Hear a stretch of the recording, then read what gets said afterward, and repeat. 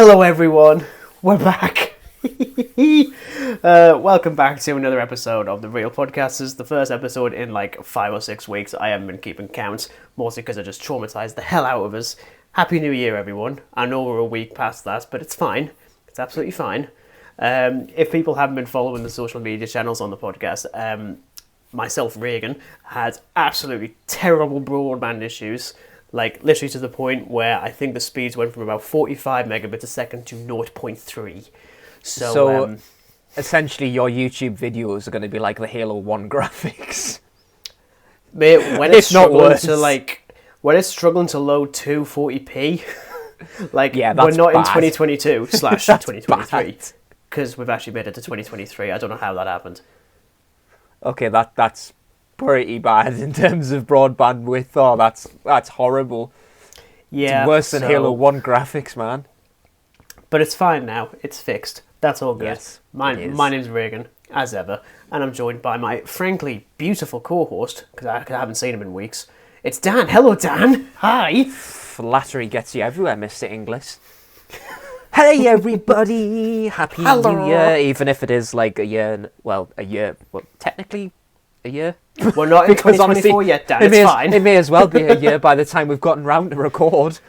It was literally a year ago, as it turns out. Yeah, it's actually we're recording this year rather than last year because, internet's being... Yeah, so because of all the internet issues that we've had, that meant that a lot of January got swindled around because we only had one episode in December. So in reality, what was supposed to happen was this was supposed to be our 2022 Film Awards episode. That's in a couple of weeks, which is useful for me because I've been able to catch up on a couple of other things that might be in that list. We don't know yet. We'll find out. But instead, because we didn't finish this, and because we hate ourselves, let's do the finale. Because Chris Chibnall is also very, very good at ending things. Eventually. Let's discuss Doctor Who Series 13, Flux, however you want to call it, Cluster Flux, one of those, and the 2022 specials. Not 1 year later, because it was only a couple of months ago. Dan's looking at me with a lot of... how many episodes? There's, 1, 2, 3, 4, 5, 6... 9. 7, 8, 9. Alright, well, the first 8 are pretty much naff. The last one is somewhat decent. It's not brilliant, it's just decent. This has been The Real Podcasters with our brand new spanking new episode. Bye. You did this last time as well. I don't know what the theme tune is. I've got no idea. Oh no, Dan's gone. Okay, fine. I'll just talk about Doctor Who myself. My God, which in fairness is what I usually do anyway with people that don't know what it is. Like, honestly, you should have seen people when I tried to explain what Beep the Meep was, had absolutely no idea. Beep the Meep. Guess we'll find out in November. Furry baby, you would have think there's actually a genocidal maniac, but it's fine. So I'm assuming we're just going to do what we did with everyone, where we just go in chronological order with episodes, so like episode 1 through to the last one. Yes, we'll do it as we did last time. This will be the last time that we do something like this on really anything, just because it's a retrospective thing. So stuff like Stranger Things at the end of this month, I'm not going to go episode by episode because I cannot be bothered to do that. There's too much there, and one of them is literally the length of a film. It's longer than Morbius. That's nuts. Don't you go mentioning that. No, it's fine. Morbius is it on my list in a couple of weeks? It doesn't matter. Anyway, I'm rambling. Let's discuss Doctor Who Series 13. So, before we actually delve into what the series actually is, let's discuss what it was supposed to be. Because I like doing research. It was never going to be good. How is? Like, honestly. So, if it wasn't obvious enough, this series was heavily impacted by the COVID pandemic, of which some people know about.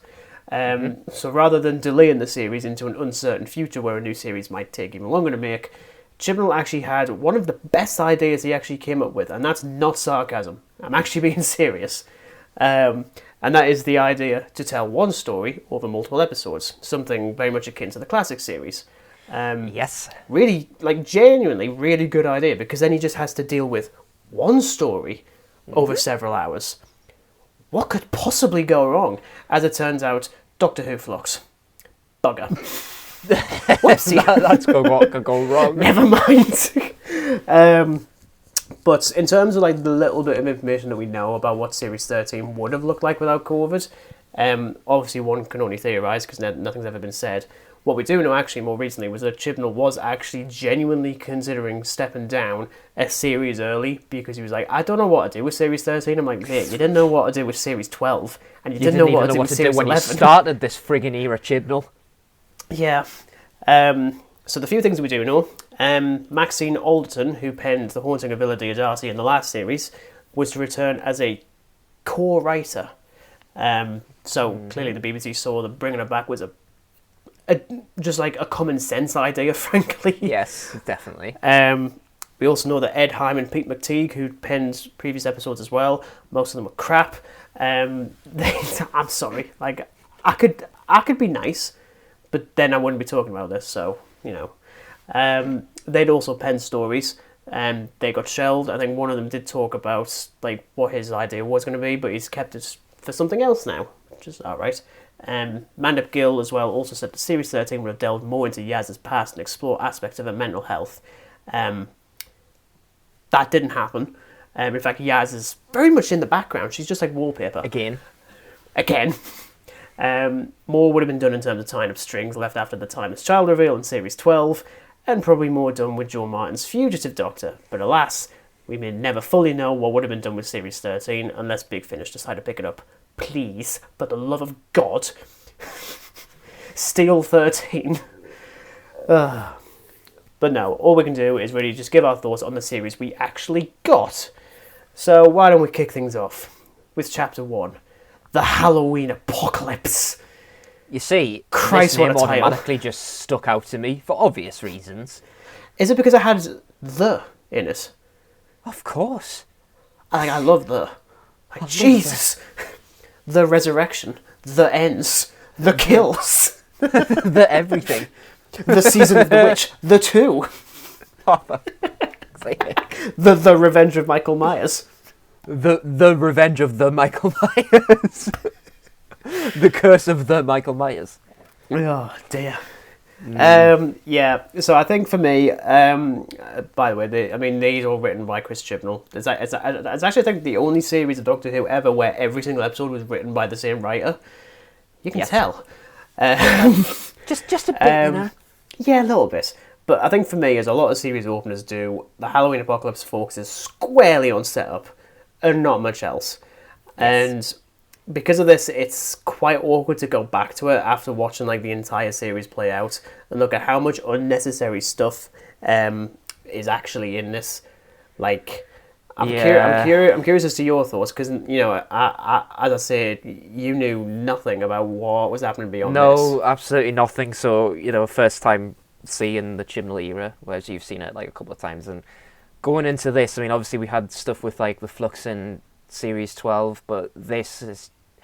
It just felt sort of overkill, this. I mean, like, you know, credit where credit's due. Like, I do appreciate the idea that, you know, he took a lot from the classic era by spanning an episode idea over, like, multiple episodes.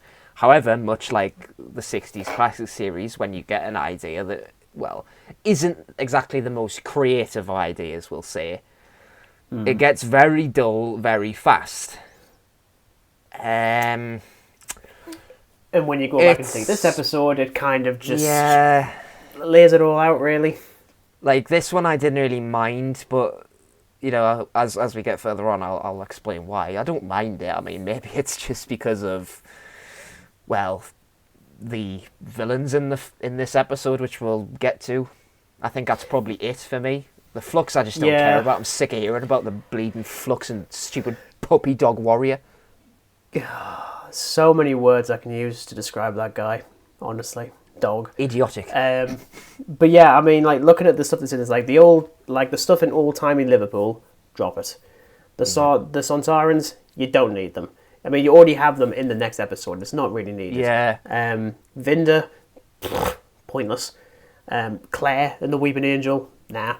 Really, the only stuff that's actually noteworthy is John Bishop, as John Bishop, much like with Bradley Walsh, as Bradley Walsh in the previous two series, because he wasn't Graham, he was Bradley. And in this case, he's just John Bishop. And Carvanista, not Chewbacca. Even though it really wants to be Chewbacca. But it's not, because of copyright. It's like a distant cousin. A Liverpudlian cousin to Chewbacca. Yeah, as like apparently. Like, I'm assuming that's like the way that like Chibnall decided to like describe this to like the costume department. It's like, so how do you want us to do this again? Like, look at photos of Chewbacca and then just sort of scribble on them, and then make it a costume. In this case, you get Carvanista, which is by no means the worst thing in this series, as it turns out. No. In terms of the Flux, I mean, it's quite an interesting idea. Like immediately the stakes have just raised by default because just everything's going to die. And I'll be honest, I mean, you know, as we go further into the series, I did legitimately think that what Chibnall's actually going to do is just wipe out this entire universe and do what every other major franchise is doing, multiverse, and move Doctor Who into a new universe for Russell T Davies to take over. Yeah. But he doesn't do that. He actually, he chickens out at the last minute. Again. Chib is the chicken. Chib is the chicken. Chris Chicken. Chicken Chibnall. Oh, Jesus.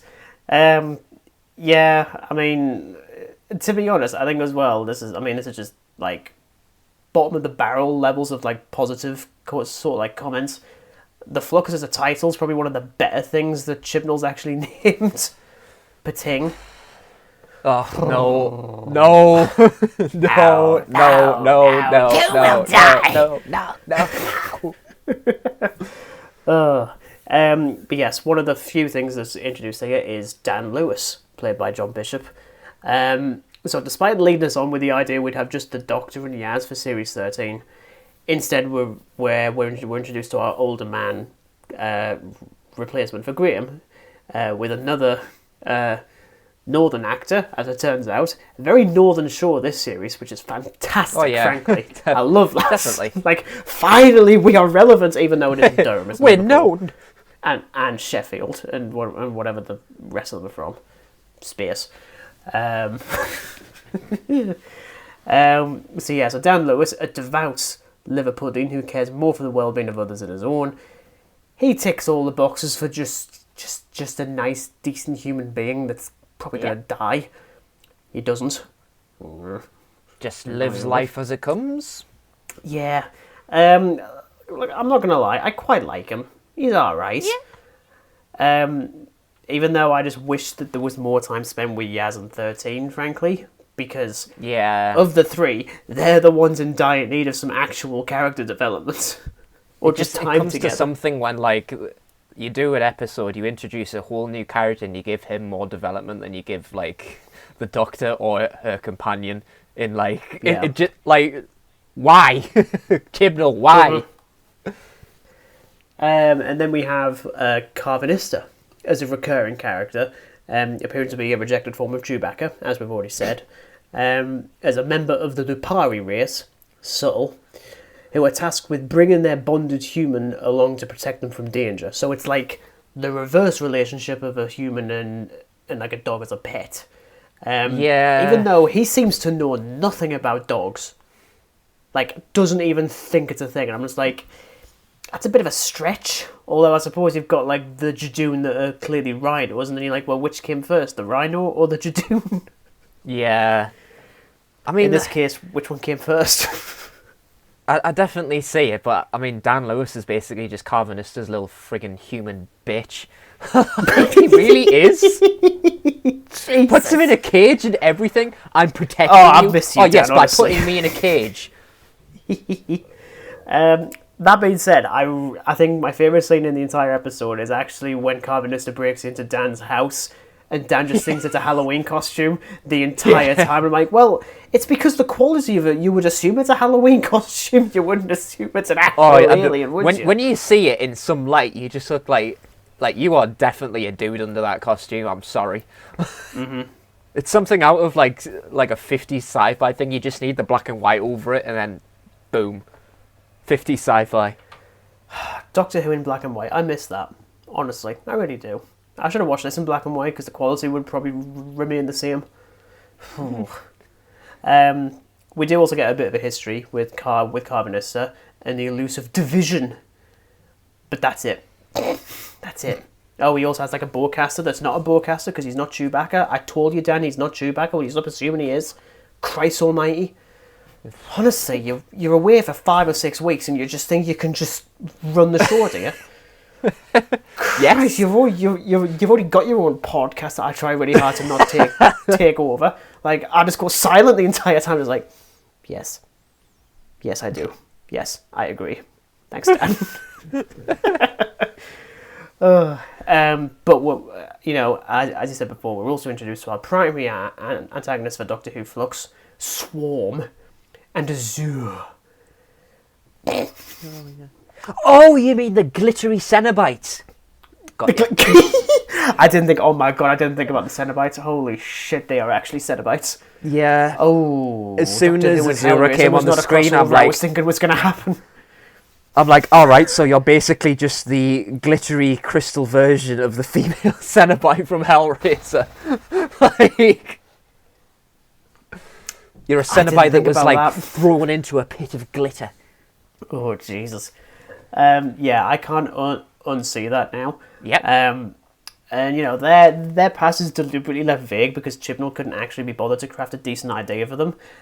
Save us some, to be honest, legitimately awesome prosthetics and makeup. Like, they do look. Oh yeah, like really they look cool. really awesome. But I just wish they had something to actually be villainous about. Like Chibnall just puts them in there, and he's like, yeah. And I'll give like a little bit of credit to I'll give a little bit of credit to the score as well, because I think the music that plays when Swarm and the Doctor it interact towards the end, the music and that's really good. I do like the music. It's sick, and actually, I will talk more about the score as we get to the final episode because it gets better. Yes. But yeah, again for me, Halloween Apocalypse is just all set up. Didn't even talk about the Doctor. Funnily enough, she is in this. I promise.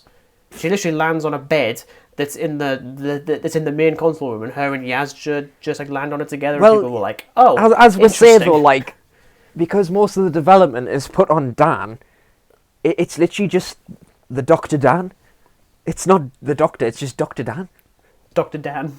Yeah, Dr. Dan and Carvanista. Yeah, that one. Doggo. Heckin' Puppo. Dr. Dan and the Doggo. Yeah.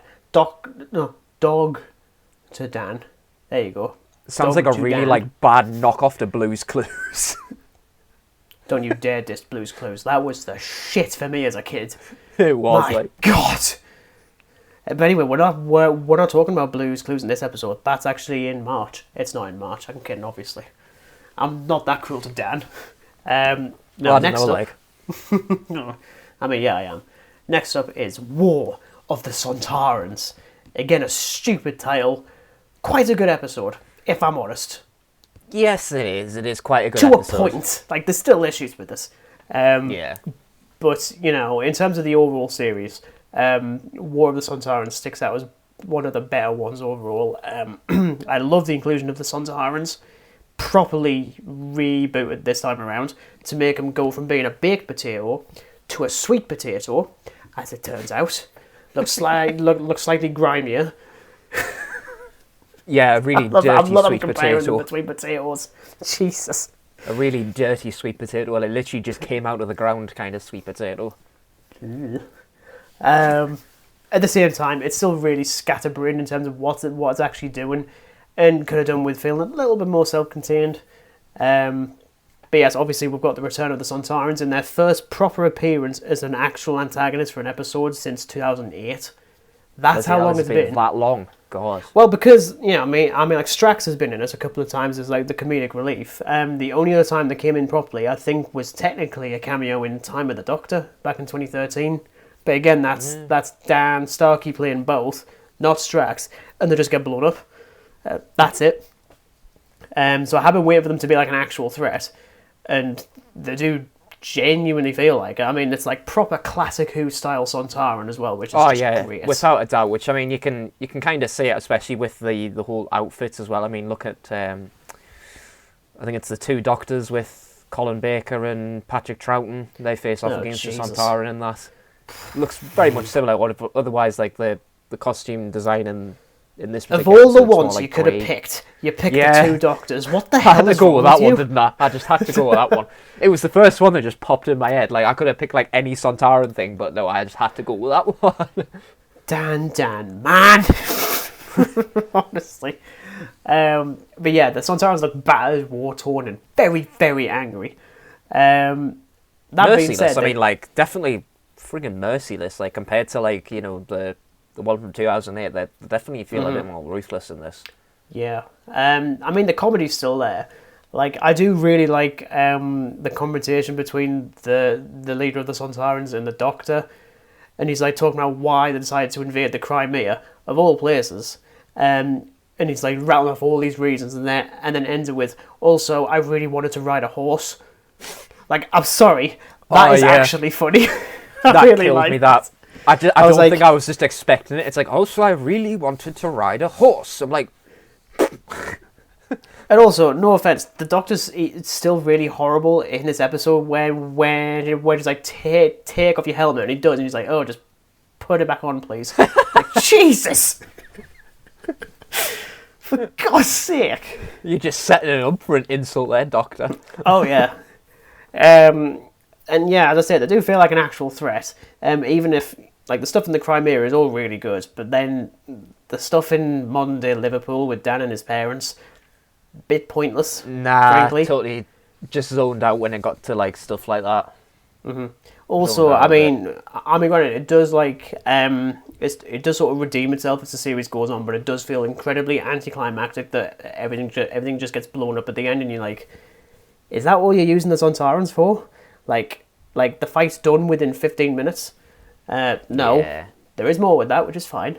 But also the setting of the Crimea, I think, is such a perfect setting for the Sontarans. Like, because let's face it, it's a war that shouldn't have really happened, and the incompetence of soldiers on both sides. You throw in the Sontarans, and it's just comedy.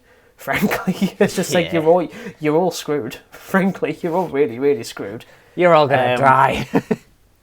And beyond some really ropey stuff in the first episode of Series 13, I think visually the series is absolutely spot on for a good chunk of it, especially this episode. Like that, like really. You can definitely see like an upgrade into it.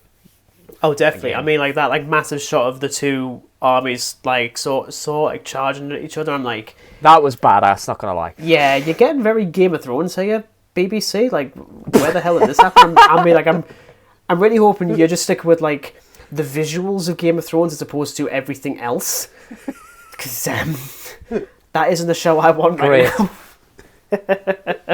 You know what it is? Like, the fact that they give the Sontaran leader a horse, now he just needs, like, a big, like, wool overcoat.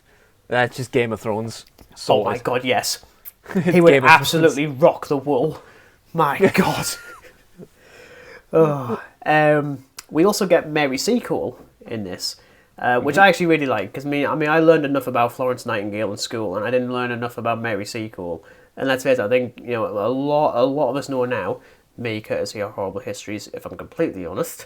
But it's fine. It's, you know, it's a useful. Don't start dancing to it. Stop it. But you know, we know how between, you know, Seacole and Nightingale, Seacole actually did quite a bit more. So it's nice to like see her in this. And to be honest, in terms of like the celebrity historical figures that we've had, I actually think this is probably one of the better ones, because it's not really about her. She's just in it. Yeah. And I do like the stuff between her and the Doctor. It is quite nice to see. It's a good bit of chemistry between them, like, even if some of it is a bit ropey at times. But I'm glad that it's like somebody who isn't as mainstream as you say. Like it you know, you have all like the old timey celebs like Charles Darwin and all this stuff. You go with somebody who isn't particularly well known. I mean, to me, wasn't particularly well known, as again with like Horrible Histories and stuff. Yeah. Of all things to connect it to. So yeah, overall, War of the Sontarans is pretty good. Yes. I can't say the same for the next episode. Once Upon a Time. So, fun fact, actually. Once upon a time, there was this episode. The end. Fun fact, for Series 13 as a whole, I started this watching it live on my own. And then it got to the night of this episode premiere, and my girlfriend came to us and was like, "Are you watching Doctor Who tonight?" I'm like, "Yeah." It's like, "Can I watch it as well with you?" It's like, "We're halfway through the series. Is that going to be okay?" It's like, I mean, yeah, it should be fine. Mm-hmm. When her reaction is identical to mine, and she hasn't watched an episode for about 2 years, and she's like, "Did you understand any of that?" I was like, "I've been watching this shit for 5 years. No, I don't get it." No, and this is like one of the most muddled up episodes ever. Oh my god, it's all over the place. Like zero context to like the rest of the series, and you know it's a complete mess. It is. Again, it's exclusively set up. Here's a weird flashback. Here's a weird snake guy. Here's Joe Martin appearing on a green screen because heaven forbid we actually get her on set to do things. Weird flashback. I shouldn't complain too much. I know there's a lot of things with COVID, and you can tell because no one's really actually interacting with each other. They're just sort of stood on like both sides of the camera. Okay, let's actually talk about Vinder because he's had fuck all to do in the previous 2 episodes. It's time to do some more with him by introducing someone else. For God's sake! Because we just have no time at all to look at the other characters we've introduced. Let's start with Belle, traversing a broken universe for her long lost partner, whatever, to hopefully see their baby Tamagotchi thing. Like, I'm sorry, it's literally a Tamagotchi. Actually, no, I had a Tamagotchi that fucking died in a week. I didn't look after it.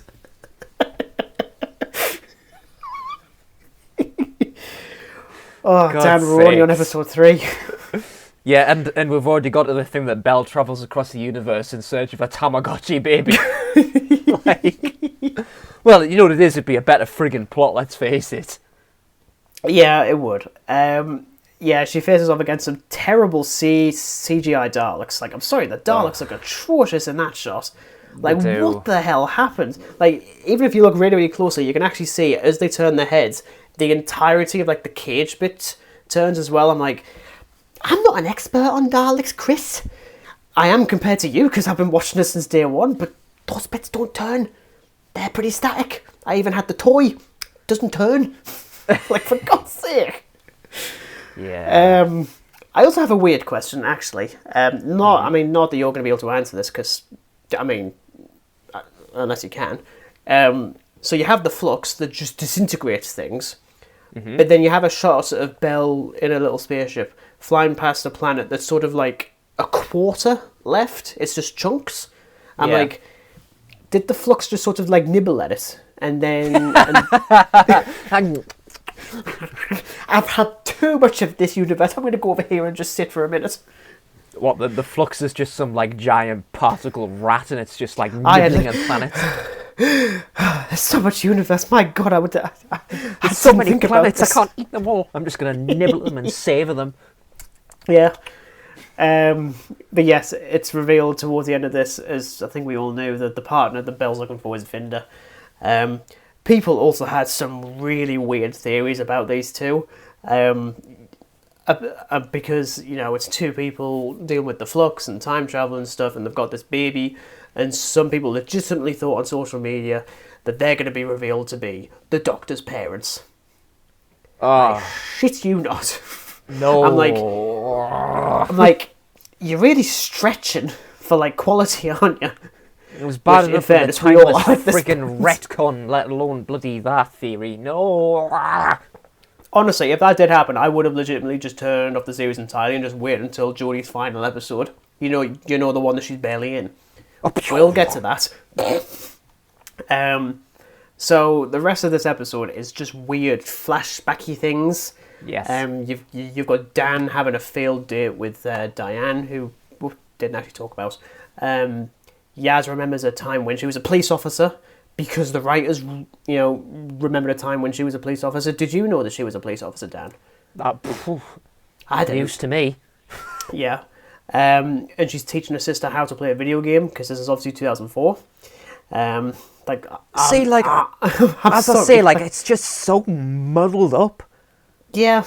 Because the social message is, like, it tries to then, like, as we've said before, like, with previous episodes, like, when there is, like, some social commentary involved in them, like, it's usually, like, really, really rushed. It's like, okay, we forgot about this, we'll do this now. Mm-hmm. It just feels like that, because it's all about Yaz and, you know, mental health and all this. Which, to be honest, it doesn't even do anything with anyway. It's doesn't. Weird. It doesn't. So why the hell does it, like, just go from, like, all these, like, Tamagotchi baby reuniting into, like, Yaz teaching her sister how to play a video game? I'm just like, what? Did you, like, put this in Premiere Pro and then just, like, put it on, like, a Wheel of Fortune and just, like, clump it all together and see what happens? I did, actually. As it turns out, it was me that did that. I think, like, the only stuff that's even remotely interesting is sort of like a clustered memory of the fugitive Doctor as 13 with a badass coat. Like, I'm sorry, 13 with, like, a dark coat, it just works. It just works way, way better than a regular costume. Not gonna lie, I gave this episode, I think, like, 20 minutes before I was just, like, zoning out beyond belief, and I remember that bit. I was like, oh, that's cool. But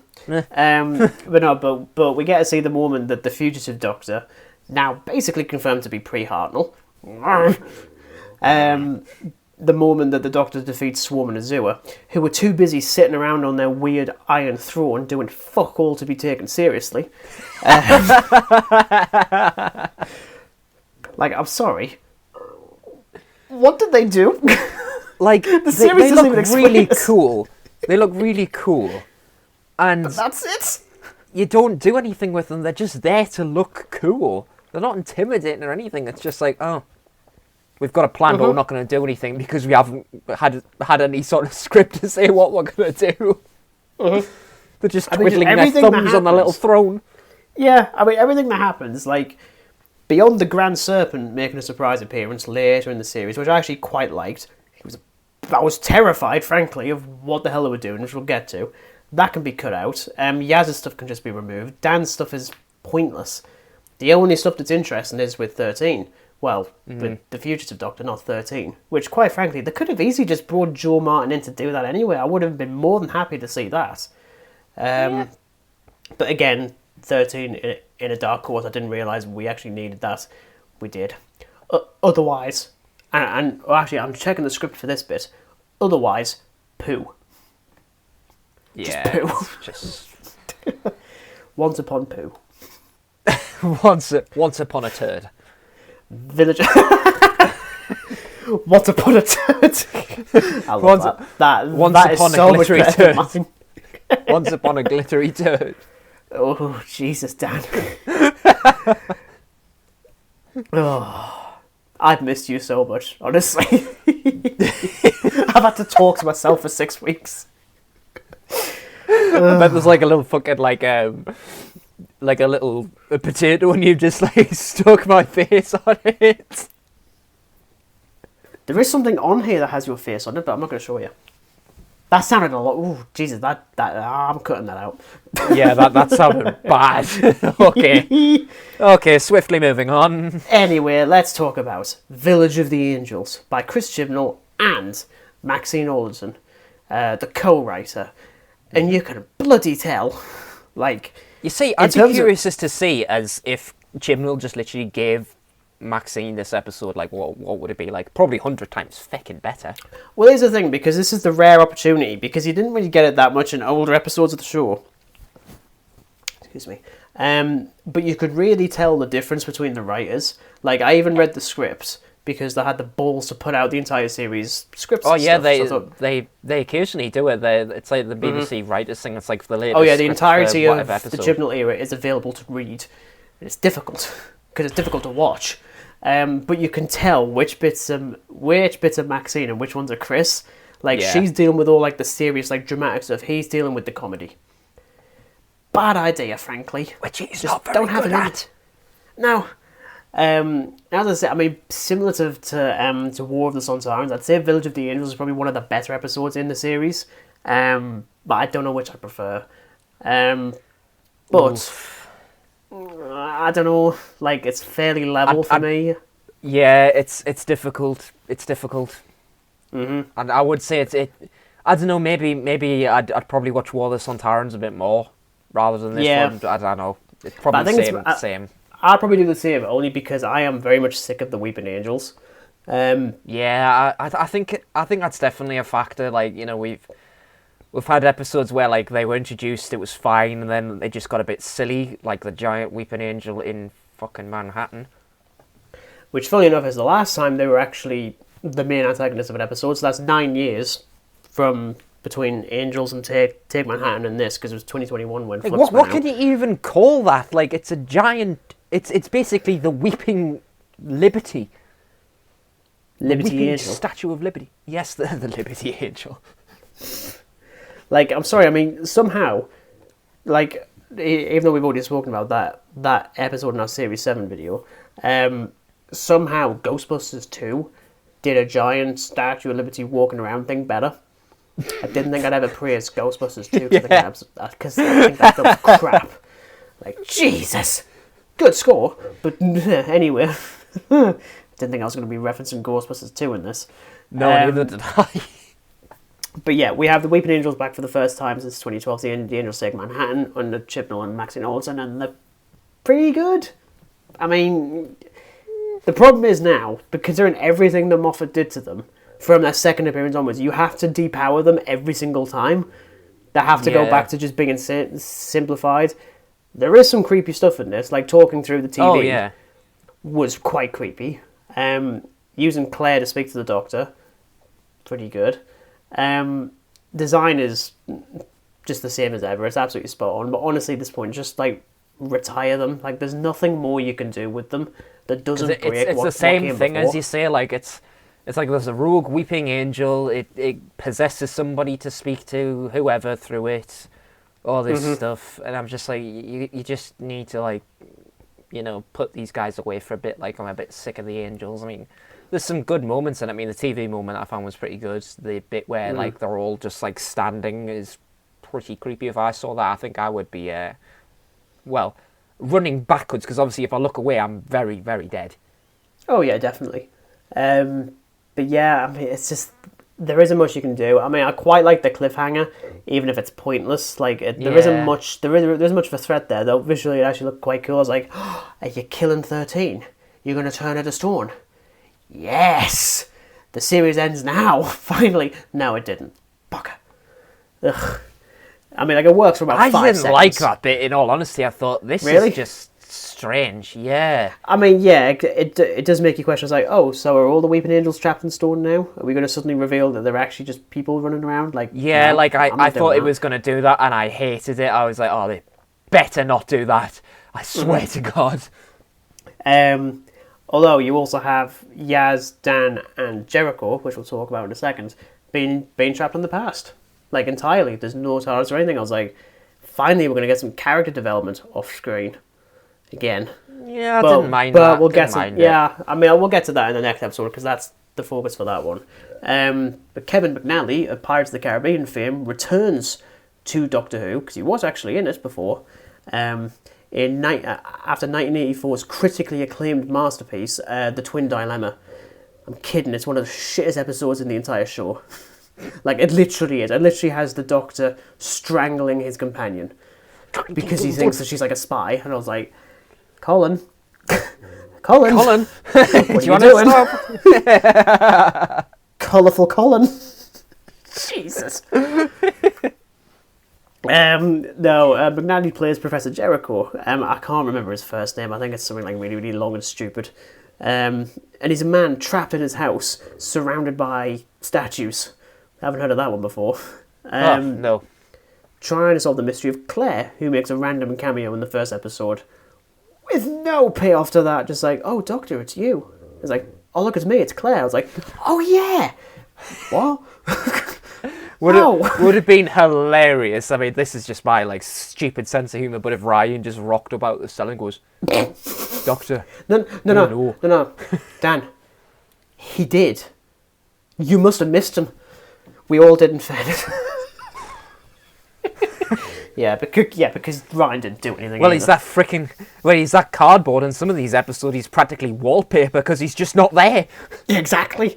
And most of the monsters are made of cardboard. He was one of them. He was a weeping angel. Fact. Myth busted. Debunked. Debunked. For God's sake. De-stoned.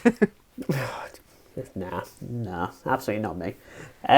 No, he's trying to solve the mystery of Claire, who is basically revealed to have a a ripped off bit of a Stephen Moffat script in her. She has a weeping angel in her mind, and is proceeding because to we haven't seen that turn before into a weeping anything. angel. Like, Yeah, we haven't I'm seen like- that before, have we? No. No. Then it's also revealed that the weeping angel that's inside Claire used to work for the division, and I'm like, no, he didn't.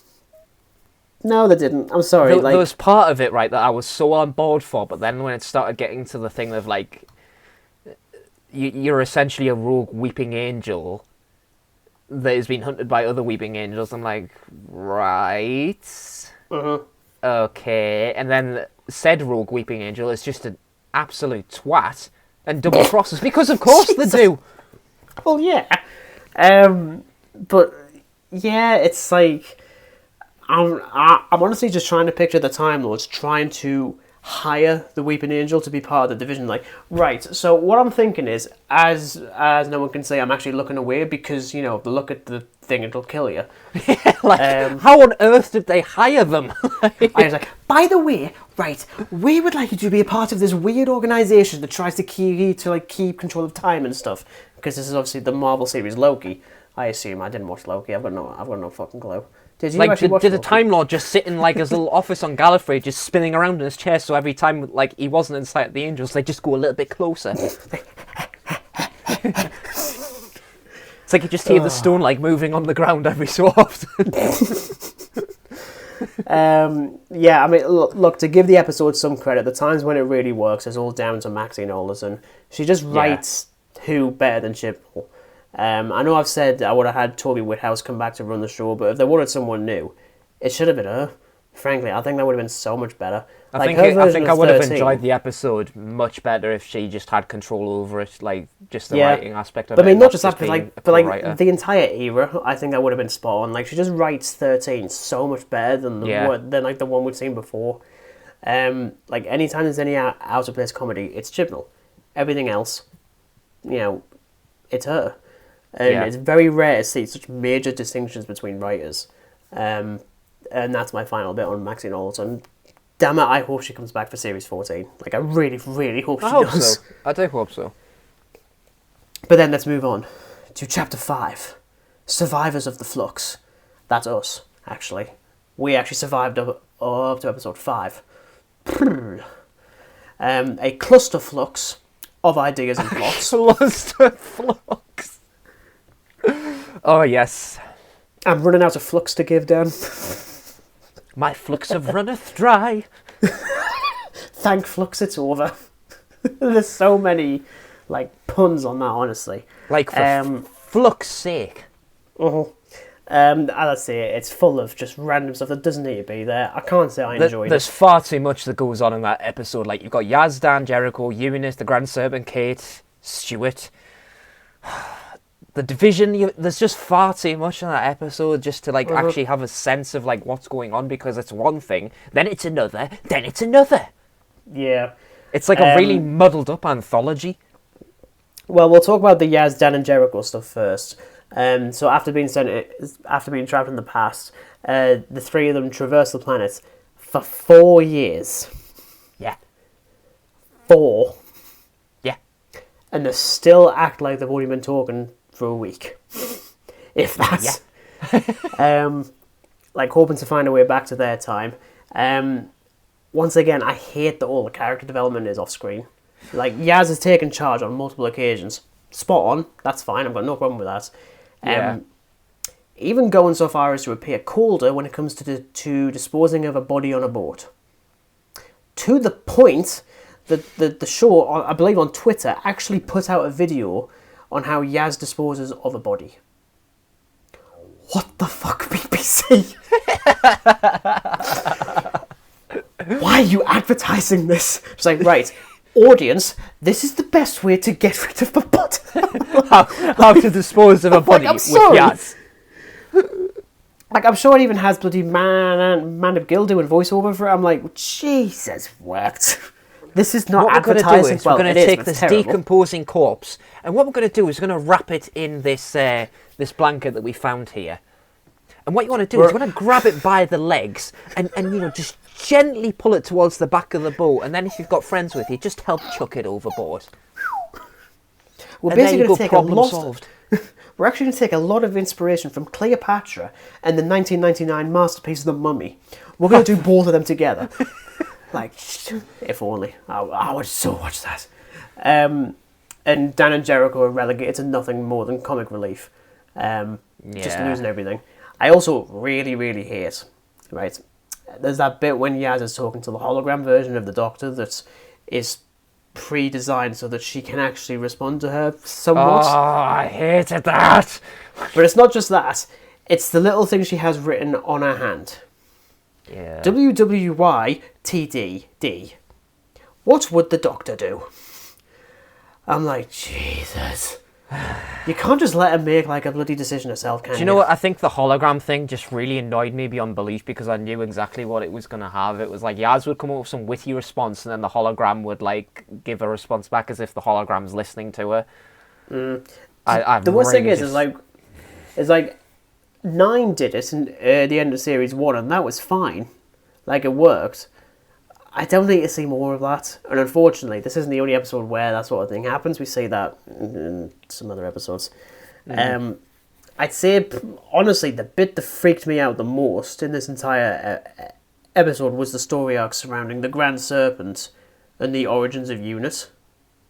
Like, given that Chibnall was quite happy to get rid of them to make a Brexit joke, the idea of Eunice being infiltrated from the beginning was a very ballsy move. But again, it's weird that the Grand Serpent's even in this, and like he's like a weird flashback character with Vinder, and now all of a sudden he's now like infiltrating Earth's defenses. I'm like, where the fuck did that come from? Like, of all characters, also the Grand Serpent as a name is hilarious, and I think even the Doctor takes the piss out of it in like the next episode. She's like, "Oh, you're called the Grand Serpent. Your mum called you that, didn't she?" I was like, Jesus Christ. I miss this version of the Doctor where like she's just like a dick to people like this. But yeah, I mean, in retrospect, I actually don't mind this whole thing. Like it ran the risk of being like really, really awkward. I also really, really love the cameo from the Brigadier via voiceover behind the door. Oh yeah. Like, that's so much better than Stephen Moffat deciding, maybe we'll bring the Brigadier back by turning him into a Cyberman and then blowing him up in the sky. I was like, Jesus. I forgot how much I hated that. And I already said how much I hated that. Looking back on it, it's pretty morbid. Like, oh, it's horrible. like honestly. Jesus, Moffat. We do have a surprise appearance from an actual adult. In this episode, one Kate Stewart, making a return for the first time in about 6 years. Like, the last time we'd seen her was, I believe it was the Zygon 2-parter in Series 9. Yeah, bloody hell, yeah. Great character. Also, well, not technically created by Chibnall, because she appeared kind of in, like, some weird, unofficial TV movies that they did for Doctor Who, like Downtime and stuff like that. That had the Brigadier in. But Chibnall was the one that brought her into the modern series with the Power of 3 in Series 7, so technically his own character. I'm just really glad they didn't kill her off, because I did think for a second, you're going to bring her back, and then you're going to kill her. I was like, yeah, I was. Dare. I was pretty worried for it, because it did feel like they were going to just kill her off. I'm like, oh, you better not. Like, if you do that, we're going to have words. All right. A lot of words. We're going to have a lot of words. But, yeah, I mean, this whole thing is revealing that the Grand Serpent is the one who disables Eunice in time for Series 11 to go out. Not like the series, just like the stories. And paves the way for the Sun Tyrants having another crack at invading Earth with a lot of ships. A lot of them. There's quite a few. There's at least 12. 100. 1200, yeah. So it reveals that the Grand Serpent is in league with the Swede Potato Warrior clones. They have like another name. I can't actually. I don't actually know what they're called. But the other thing we've got, weirdly, so we didn't actually mention this when we talked about Once Upon a Time before.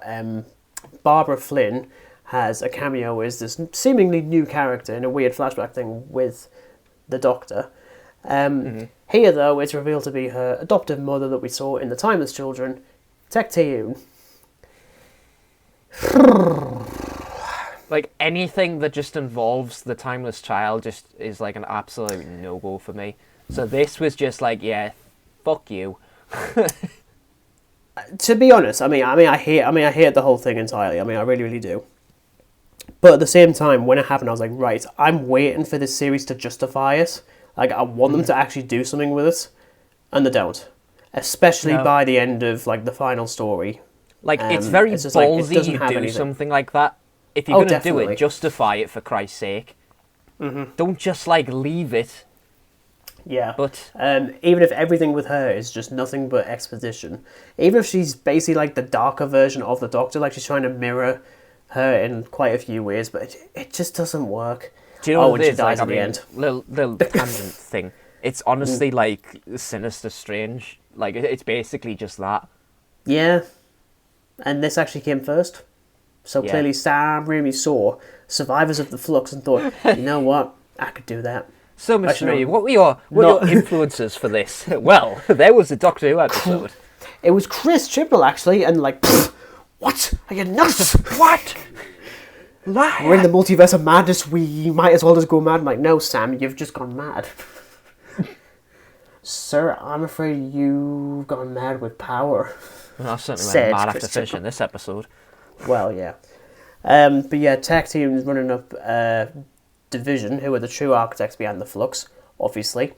They apparently got really, really raggy, with like the Doctor being all nice and shit, and decided, fuck it, let's blow up the universe and move into a new one.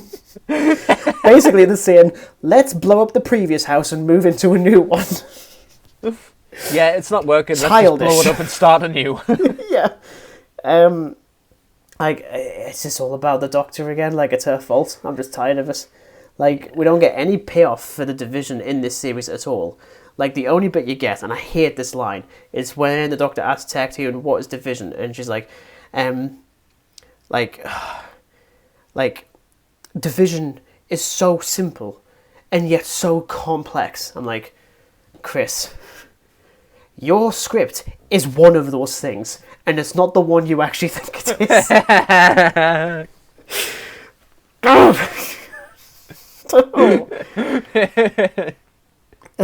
Like, we never get any payoff to this, let alone by the end when 13 decides to explode on a cliff. Ridiculous. Oh yeah, and Swarm and Azure pop up at the very end with like a fob watch that's full of the Doctor's memories, and I'm like, you better pay off that bloody fob watch. But do they, Dan? Do they? Oh, well, I mean, of course they do know the fucking... Oh, do they really? I must have watched the 7th episode that wasn't actually released. Well, you see, there's a really, really unknown alternate take of the Doctor basically just barters with these glitter Cenobites. I love the fact that you referred to them as the Cenobites, because I just didn't think about that at the time. I'll trade you half a bag of jelly babies, me knackered sonic screwdriver, and a bit of me coat. Jesus. No, it doesn't have any fucking payoff. Again. No, it doesn't. And now we get to the finale of common occurrence here. Yeah, it is. And now we get to the series finale. 6 episodes, by the way. We have 3 left. It's fine. We're nearly there. The Vanquishers. And I've written down waste of time, waste of paper. Or otherwise known as Swarm and Azura versus the Doctor versus Santarans versus Daleks versus Cybermen. And the best thing is, most of that actually correlates to the final episode overall of this entire era. It's just all that again. Yeah, look, it's not nearly as bad as The Timeless Children, like, but it's not far off. Like, there's just so many unfired guns and wasted character moments. It just becomes one of the most unmemorable finales. but at least it's Again, got I mean, some much like with my thoughts on the fifth one, there's just so much in it. Again, like, it's all over the place, and it just, like, honestly, it may as well be like a two-parter, which it pretty much is in retrospect. Like, again, like, Swarm and Azura, cool. You know, some Sontarans rock up, some Daleks teleport in, some Cybermen storm through.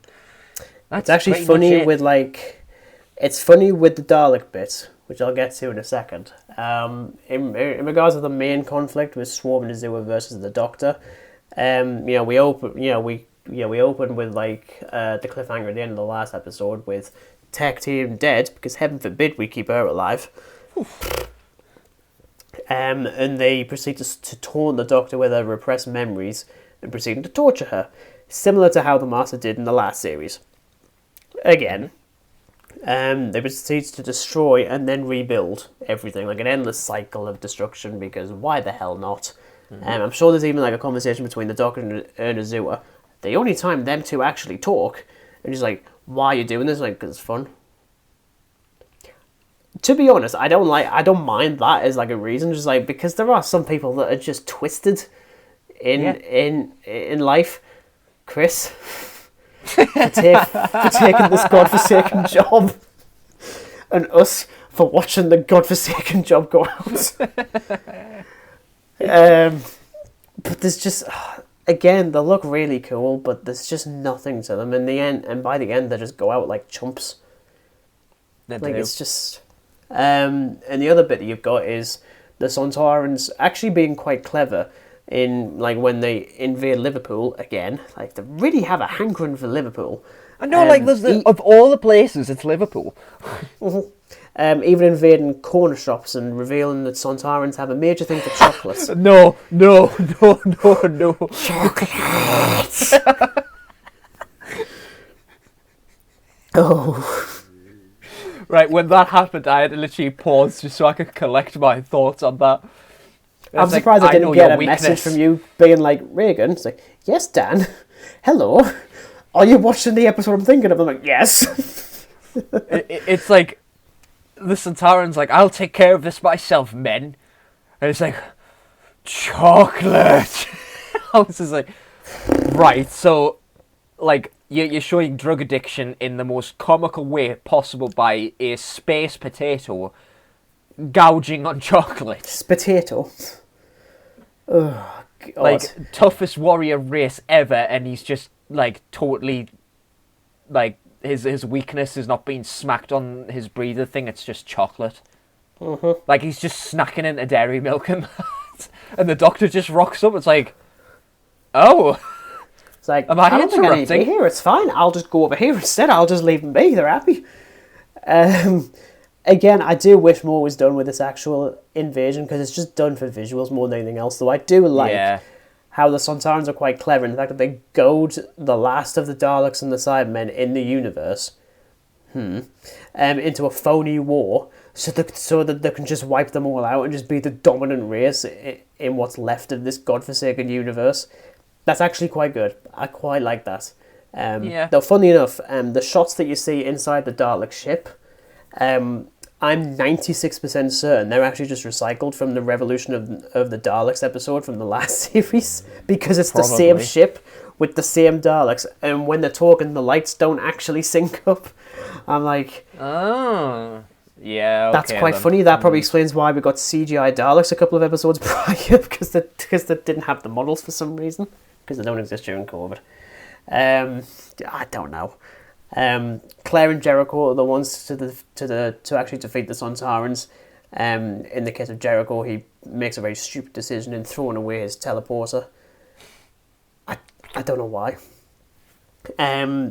It's quite a heartfelt moment, but the script says he can't survive, so we can't have that. By Jericho. Actual body counts from a character that isn't actually that bad. I quite liked him for the few episodes we had with him. Carvanista, again, he's also in this sporadically. Also finds out that the rest of his species is dead. Again, just off screen. Like, you couldn't have just had him like trapped and he's just next to a window and you just see one of one of his species sort of like float past, and he's like, oh, okay. Not like, oh, okay, like, oh, cool, he's floating. He's just like, oh, okay. It's like, no, my race is dead. It's like, oh, okay. He's like, oh, he's going for one of those famous space swims. Oh, no, wait, there's another one. Oh, there's another one. He's going for a space walkie. Space walkies.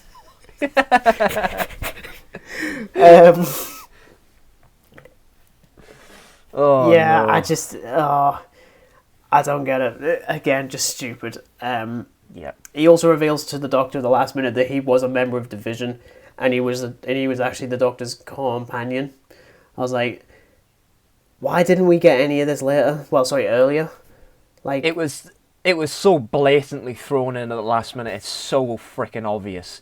Do you know what I think why would would you have just been better? throw that in and not bother mentioning it in the previous ones? Like he was literally just like. But also, we'll I put actually this think in. the better option actually I think would have been Yaz leaves at the end of series 12 with Graham and Ryan.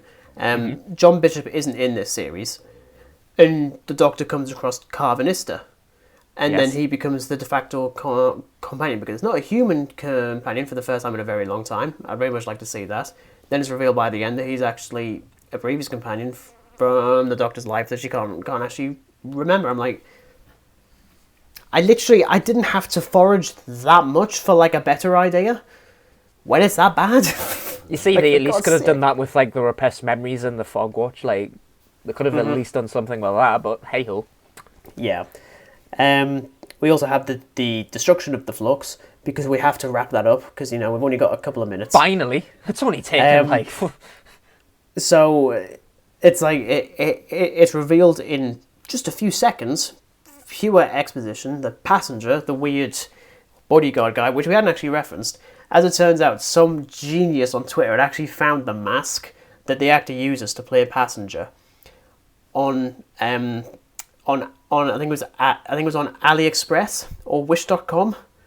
The mask is on there. I'm like, BBC is really scraping the bottom of the barrel if they're going to Wish.com to make the Doctor Who costumes. I don't know which is better, using bin bags and spray painting them different colours to signify different aliens. I'm looking at you, the bloody Axons. Or you go to Wish.com. I don't know which is worse. I think it's Wish.com. Yeah. Personally. But you use passenger to destroy the Flux, because the Flux, I think, is antimatter, and then passenger's matter. You put them together and bollocks. Creates super duper explosion. Yeah. But before they do that, the Doctor finds a way to destroy all the Sontarans, all the Daleks, and all the Cybermen using the Flux. Again, good old bit of genocide from 13 once again. I know. Like, when that happened, I was just like, the absolute irony of you. Sometimes it's like, I will not kill. Mm-hmm. You've just literally just done mass genocide. Like, yes, they're all bastards, but come on. Got the swearing in this episode. I honestly thought 2023 was going to be better for profanity. It is. There is actually a lot more of it. Well, yeah, because we're totally professional. I am a professional, but not at this. But yeah, after like 6 hours of build-up, and it's gone in seconds. Yeah. Like it's the most anticlimactic thing ever. It was just the most gutting ending to it ever. I thought you could have done something like really pizzazz with it, but no. It's like I'll just cause a massive chain reaction of various species. Why not? Yeah, why the hell not? I also already hear that we don't actually get any confirmation as to what state the universe is in after the Flux is gone.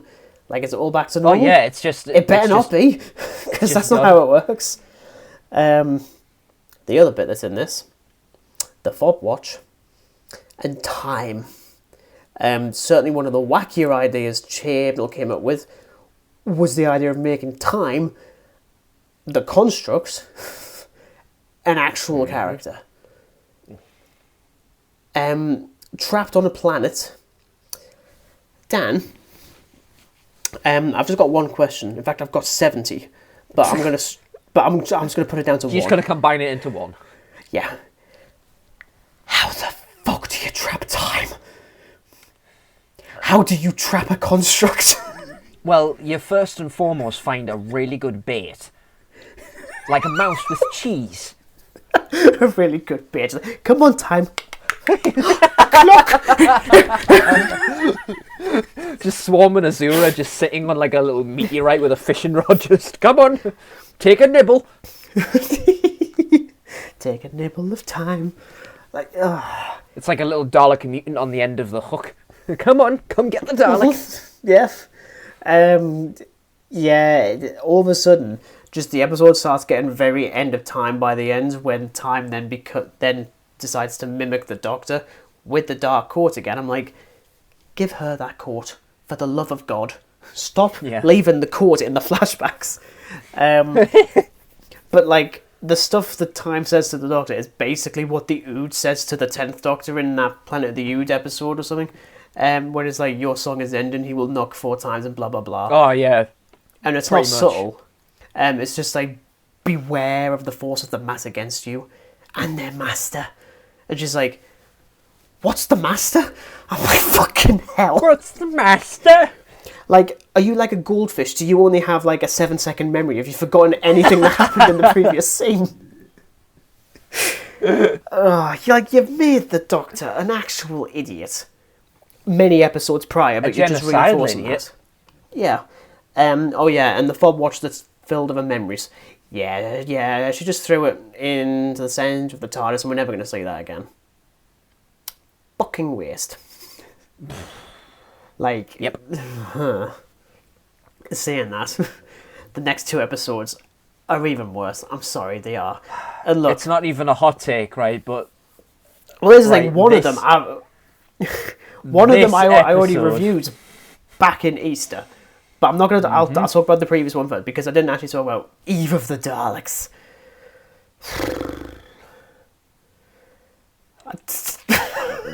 Opinion. This is the worst Chibnall episode ever. You really think this is worse than the next one? Because I think the next one's even worse. I think this one is... I think Eve of the Daleks is the worst one. I think the Sea Devils is not far off, but, like, this was just absolutely atrocious. Like, even by Chibnall standards, this was absolutely atrocious. Well, the worst thing is basically a spawn-camping Dalek. Yeah. With a Gatling gun. Look, here's the thing, and I'll probably echo this in the next episode. Some people really love this episode. No. I know exactly why. They're wrong. I know why. And we'll get to that. But the entire thing just reeks of desperation. Like, it's the wrong setting for this kind of story. The side characters are atrocious. It's a waste of the Daleks again. It's a waste of an hour. I hate it. Speaking of that script, a few days before the episode actually aired, some of the cast and crew were like talking about like behind the scenes of the episode, as you would, because you have to actually promote the thing you're actually in, which the BBC forget to do. And they were constantly heaping praise on the fact that Chibnall was able to write this script in a little over a fortnight. That's only praiseworthy if it's a decent writer at the helm. Yeah. But also you've got a time loop. By default, it's going to take less time because you're just reusing scenes. Yeah.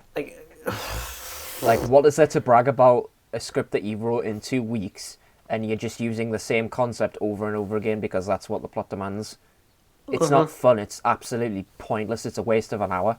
I literally kid you not, I was about 10 minutes in before I realised this is just going to be repetitive to death. So I was literally just like, I think I got through the majority of the episode, and then like the last 5 minutes I was only just skipping through it, just like through the scenes. I was like, yep, okay, that's that episode done, on to the next. Just in terms of like this, I mean, like the new characters they introduced, Sarah and Nick.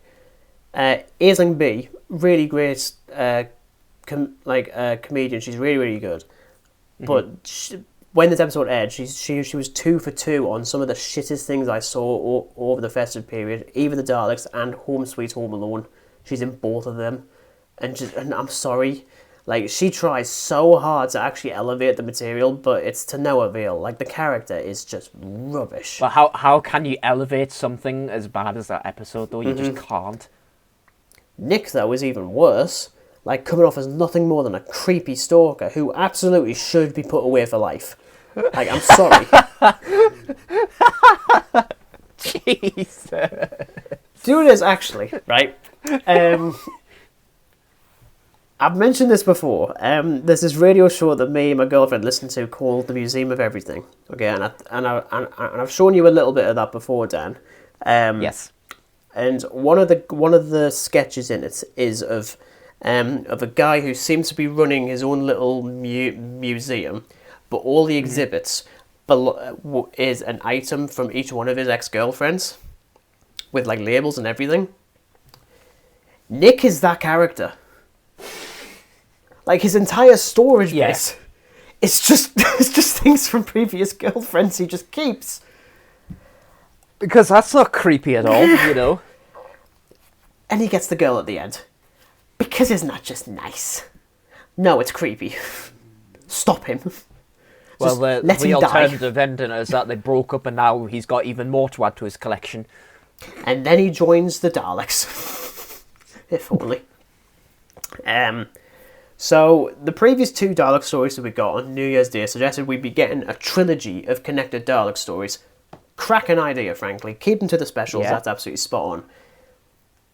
It's a waste of time now, because that's not even hinted at. Like, hell, the side characters act like they've never even heard of a Dalek. I'm like, fuck off. Go outside more. Go outside more. Like, I know the whole point is to try and get outside, because they can't. But, like... I hate the mentality that the Revived series has with having characters who don't know how to deal with a Dalek. Like, they just have to reset it every single time. Do you know what it is? I just want, like, it would have been perfect if, you know, they ask what a Dalek is and the doctor's like, do you just go outside? Like, flying death machine exterminates people? Where have you been? Apart from the storage unit. Yeah. The Daleks have absolutely no menace or personality at all in this. Just another villain with a gun, frankly. The uniqueness that the Daleks have is just gone. And I know they are going to pop up in Series 14 in some garb. I know they're not going to be the Bronze Daleks anymore. They're going to change that again. I'm like, thank fuck. Just give them a proper comeback for the love of God, because I am sick to death of that bastard Dalek design. I have absolutely had it up to my back teeth with that design. But you know what it is, though, is that design is spot on. Like, it really is. It's really good, but they've used it for so long. It's been absolutely years. You know what it is? For a show that's set across time and space, there's no reason why you can't just have a classic era Dalek pop up in that design. It's the same with the Cybermen. It's pissy. Like, honestly, that's why I like what they did with the Sontarans, make them go back to that classic era style. They're clearly from that. Like, they even reference one of the classic episodes in War of the Sontarans. Like, I forget the name of the episode that like is referencing, but I think it's like one of like the very first Sontaran episodes are referencing that. The Daleks don't have that. Like, also, the only reason they're there is because they want to murder the Doctor because of what she did to the rest of the Dalek race in Flux.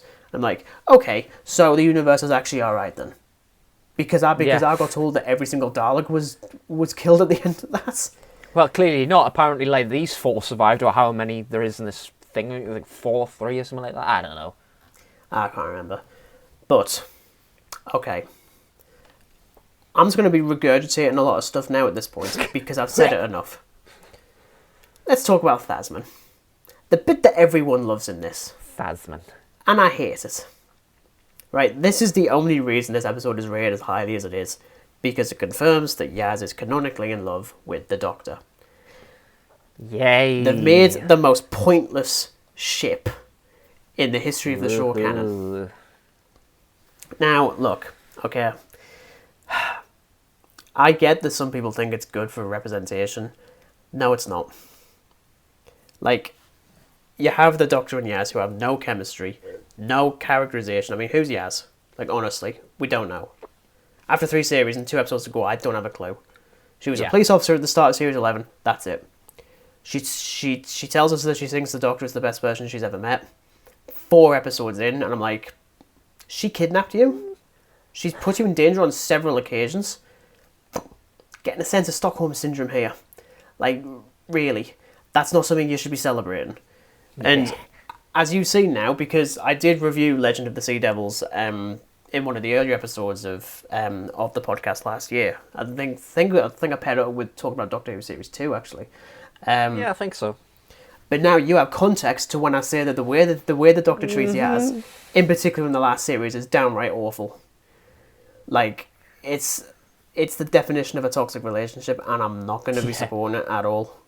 And not only that, like, there's no impact on it at all. There's no setup for it, and you've got 2 episodes. Do you know what it is? It's literally like, Doctor, I love you, Yaz, fuck off. Like, it literally is that. But also, you literally have Dan. John Bishop is in this, by the way, if you didn't know. Dan has figured this out pretty easy because he's been hanging around with her for 4 years. Sounds a bit weird. But also, he then goes to the Doctor and blabs about it. Like, what kind of decent human being would do that to, like...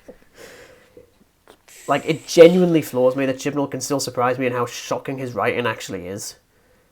Yeah. Like, I'm sorry, you still need to put the hard work in on stuff like this. I don't care if it's, like, not, like, the norm. I don't care. You still need to put in, like, the baby steps. Like, you need to stand before you can walk, let alone speed walk, which is what this does.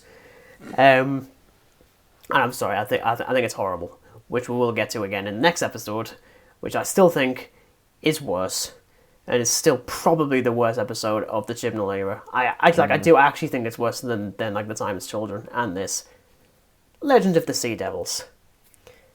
The balls they had on the Next Time trailer for Eva the Daleks revealing a Sea Devil, and for a minute I was like, I'm really excited for this. Yep.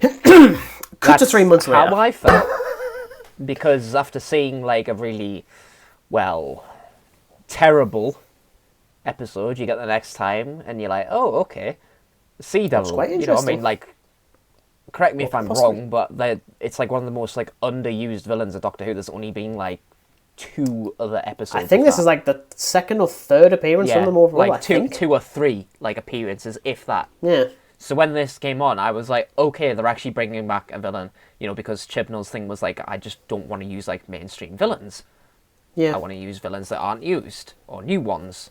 So when he brought these back, I'm like, okay, I'm on board. Seeing the episode, I'm like, I absolutely... Yeah. You absolute parsnip. Oh, you're doing a major disservice to parsnips when they actually cook properly, which is very sporadically. Not Sea Devils. Much like a Chris Chibnall script in terms of quality. Very, very, very sporadically. You may as well just give them pirate hats and little cutlasses and little peg legs, because that's all they are. Little pirates. The Doctor does a backflip in this. No, she doesn't. I'm sorry, the Doctor can't. I'm going to be very honest, Regan. I can't remember a single thing about this episode other than the start and the end. Well, the worst thing is, we'll get to the plot. Let's just briefly address the whole Sea Devil thing.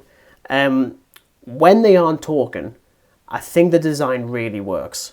Like, it's a soft update to a design that it either doesn't need much tweaking, or it needs a lot, depending on which sort of like aisle you actually sit on, because the design is very 1970s, very 1970s. And then they decided they want them to talk English, so they place a shoddy CGI bulging effect on the neck, as if they're frogs, when they're not amphibians. Well, that's what technically they are. I don't know. They also do what George Lucas did in the special edition re-release of Return of the Jedi with the Ewoks. They make them blink. I'm like, they're fish. They wouldn't have eyelids. Just saying. Chris Chibnall and Ella Road, who also penned this as well, first-time writer for the show. Like, I mean, I'm sure it's a third Doctor episode of the Sea Devils. I'm fairly certain it is. Yeah, I think it's a third, and there's a fifth one as well. I think it's a fifth Doctor one. Yeah. So, again, I think they're really cool villains. Like, you know, it's not a design that needs a whole amount of tweaking, like, as you say. Like, yes, it's very 70s, and, you know, but it doesn't need a massive amount of tweaking, especially, like, CG updating and stuff like that. It really doesn't I didn't need that. You didn't need to have them bloody talk, especially in English as well. I just thought, oh, for goodness sake, you've got to be kidding me. I think in, like, the older episodes, they treat them like dolphins, where, like, they speak through clicking. So, yeah. like, that's fine with me, I like that. Because at least it goes with, like, fish, alien, not human fish, alien. But again, they're not... The worst thing is they're not even aliens. They've been on the planet since the dawn of frickin' time. You gotta love the opening of this episode, where it features a flying pirate ship, and you see, I think it's single-handedly the shittest CGI shot in Doctor Who history, and I'm including most of 2005 and 2006, where you see it, like, sort of run towards the ship, and then just suddenly jumps in the air. Oh, no, don't. Maybe my girlfriend like laughed one of those so scenes hard at that. Just like... Where, like, you pull on your face and you're just like... You know what it honestly reminded me of? Scooby-Doo 2 Monsters Unleashed, where the pirate ship goes into the... that film... I'm sorry. That film is great. I mean, it's terrible. It's terrible. It's terrible, but it's good terrible. The potion scene is hilarious, though. But anyway. I wasn't expecting to reference Scooby-Doo 2 in this, but there you go, Dan. Thank you. No problem. God.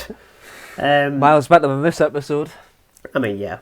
The plot, though, there isn't much to forget, because I don't know what the plot is. Like honestly, I don't. I've got it written down as, like, it's basically the same plot as the Vampires of Venice from Series 5. The Sea Devils want to flood the Earth and rule it or something. That's about it. Yeah, that's basically what I picked flipping, up. like the magnetic thing that like, it's like the magnetic field of Earth or something. Magnetic field, there you go. Yeah, I was just like, right, so you're basically just doing what the weird ant-vampire things from Series 5 want to do by just flooding the Earth so the Sea Devils can reign over it. I'm like, well, if it was a classic episode, yes, I could totally see that, but you've got to do it in modern time. You can't just do that, Chibnall. Like, despite your hard-on for the classic era, you can't do that anymore. You need to do your own thing, surprisingly. Idiot. It feels more like Chibnall just saying, at least I was the one that brought back the Sea Devils. That's like all it feels like. Yeah. It's absolutely desperate, to be honest. It just feels such a desperate episode. It's like, because it just feels like he couldn't bring anything like new in terms of a new villain, so he just went back to like a villain that was hardly ever used. It was like, right, I'll just use the Sea Devils. Yeah. I did have stuff on Thasmin on here, but it's kind of pointless because it just echoes what I just said before. I don't buy any of this. I think it's horrible. And it's just... It's not needed at all. Dan's in this as well. Like, these three specials, forget he's even there. And the next one bins him off in the first 5 minutes, so it's fine. Which I suppose we'll talk about, because I am very curious on this one, because I'll let everyone into a little secret. When Dan was watching this, he sent me a little video that I was not expecting. Don't you dare, you absolute. You've turned my face into a meme off this podcast. But here's the thing, I'm not even going to take the piss out of it. Actually, I was actually quite surprised by it. Is you watching the bit with the regeneration and you actually having like an emotional reaction to it. I was like, that's actually quite, that actually made me want to watch the episode again, and I did. That biggin. The power of the Doctor. Fucking hate the title. That is a terrible title. I don't care what anyone says, it's stupid. You know what it is? It's literally just like the power of the Daleks, but scrub out the word Daleks with replace it with Doctor. You know what it is? To like reference her first episode, maybe it should have been called The Woman Who Fell to Time. Oops, I just thought of a better title. Bugger. This is a completely bonkers episode that throws everything at the wall in the hopes it'll look like a piece of fine art, like a Banksy, as opposed to a Picasso painting, or like a Rorschach test. I'd say I like it. Like, honestly, I like it, but that does not mean it's good, because it's not. Yeah. I think it's if we're doing thoughts on it, my opinion is, again, like, first time seeing this, it's the best thing that Chibnall has done out of his entire career. I mean, like, it is in no way, like, the bestest Doctor Who episode ever. It's really not. Definitely not. But it's like the best thing he's done in terms of Doctor Who. Mm-hmm. I'd say so as well. I mean, it's still a very disappointing end to this era, but there are a few bright spots. Yes. One of them being the return of Sacha Dhawan as the Master. Also Rasputin. Genius idea. I love that. I really didn't want to reference that at all when I reviewed it back in October. I was like, Dan, there's a bit that happens in it, and I know why they did it. It's like, they did it because someone will turn it into a meme if they didn't do it. So Chris was like, I'll do it beforehand. I'll do it. Which, to be honest, the Rasputin song thing is honestly the funniest thing in the entire era. Like, all it took, like, I was already laughing. I was like, okay, it's pretty funny. But as soon as you get the Dalek and the Cyberman just go, what the fuck? Yeah. Like, what are we doing? Why did we agree to do this? Said every single why extra. are we here? But yeah, we have Sacha Dhawan back as the Master, whilst also posing as Rasputin. The why he's actually decided to do that is never really explained, even if I do love the idea, because he's like the master of disguise. It's like very classic Who. But, it's perfect for the Master, but it's utterly meaningless. As I say, I'll give the episode credit for creating the funniest moments in years with the Rasputin thing. Really good stuff. Like, honestly, I am going to say nice things about this episode, which is weird for me, frankly, especially coming off of Legend of the CY. Considering, like, the past, 3 seasons, we've pretty much just slated. Yeah. So it's actually nice that we're ending on a high note for once. I mean, I say high note. I mean, it's higher note. Higher note. That being said, his whole plan is convoluted as hell.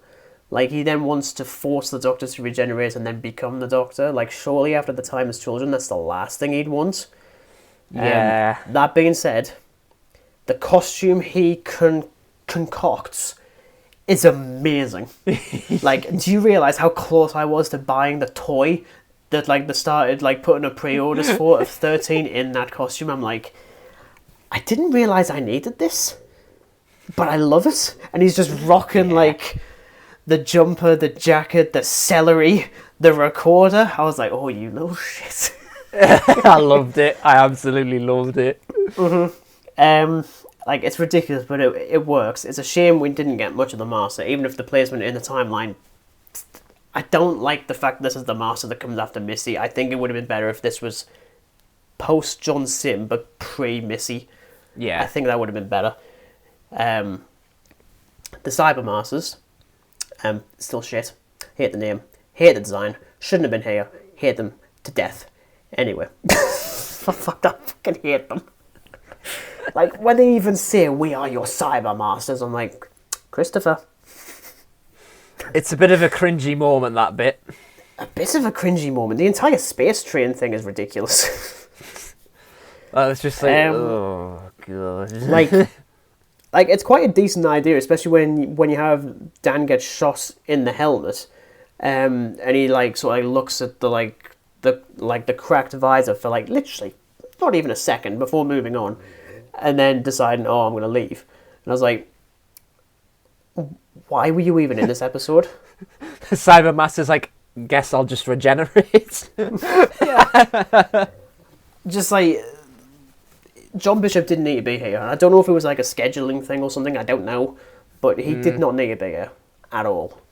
Neither did Yaz. Yaz is in this episode. I didn't actually realise, to be honest. She does fuck all in the entire episode.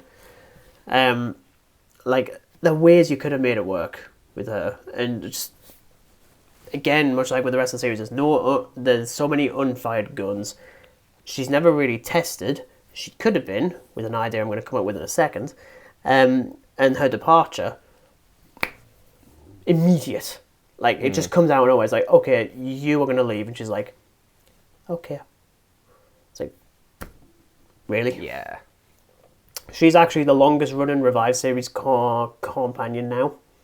Really? And she's now, bar Rose and 9, the only companion to be there at the beginning and the end of like a single Doctor's life.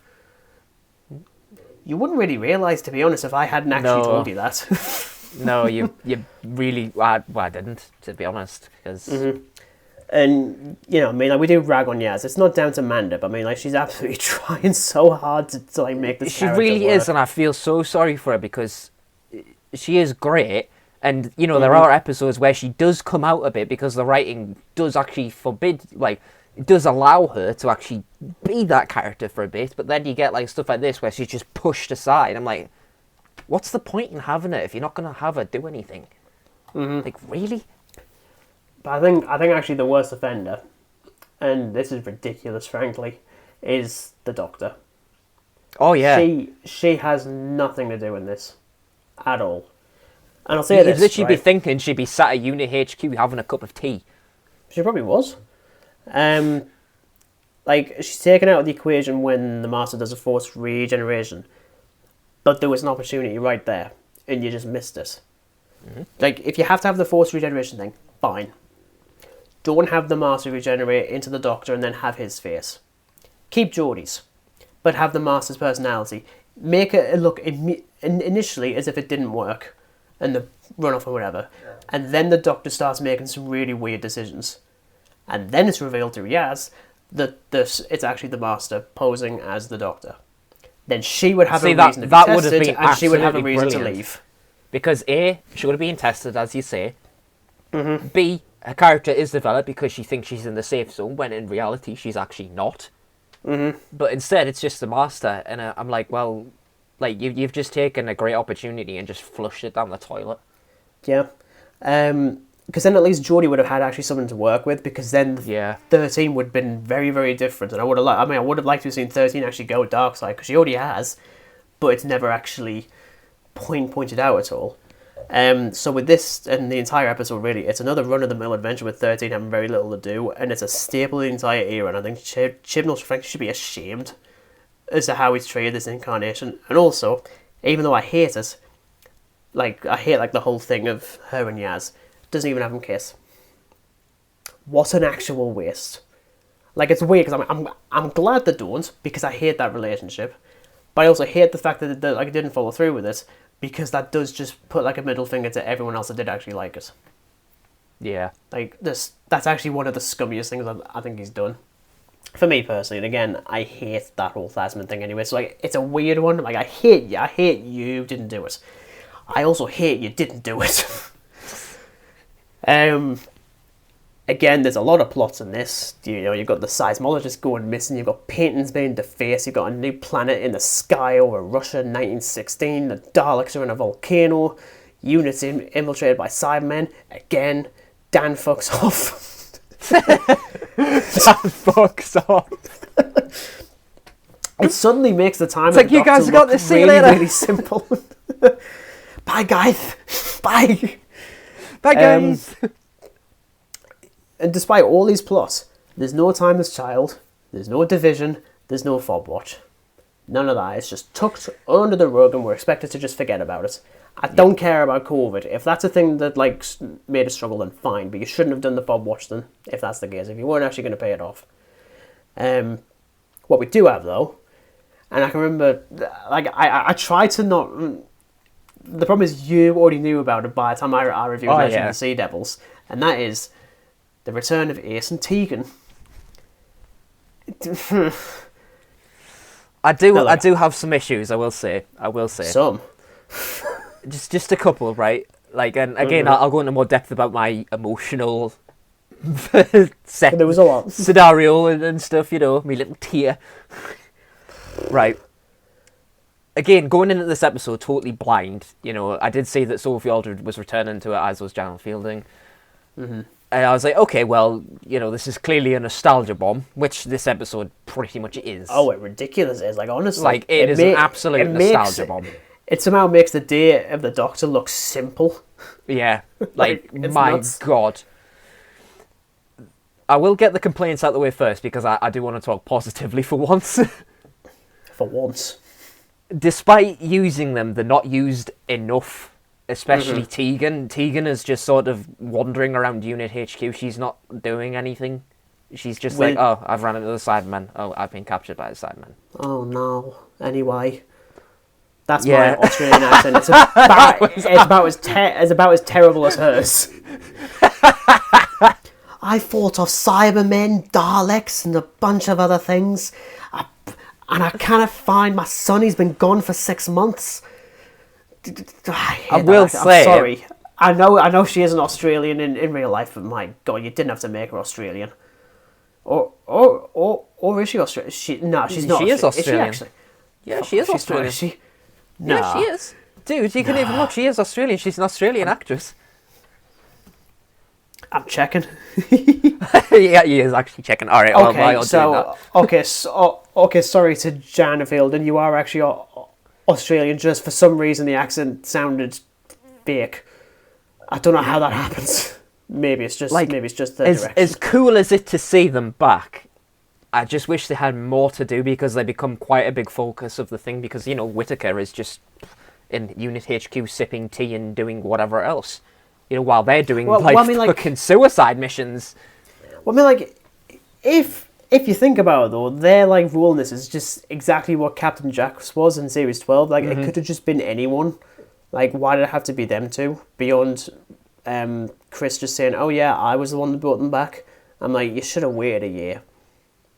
Well, you should have waited. We'll talk about what happens a little bit towards the end, because I do actually have some very positive things, weirdly.